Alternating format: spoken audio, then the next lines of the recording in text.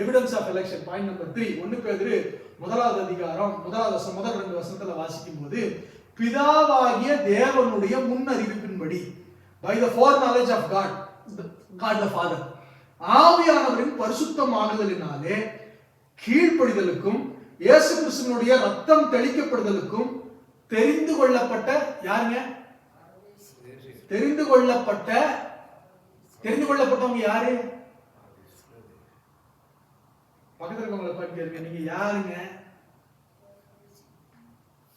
தெரிந்து கொள்ளப்பட்ட பரதேசிகள்.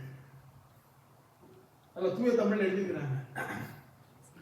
அப்போ ஒரு கிறிஸ்தவன் எப்படிப்பட்டவனா இருக்க வேண்டும் என்றால் பரதேசிகளா இருக்க வேண்டும்.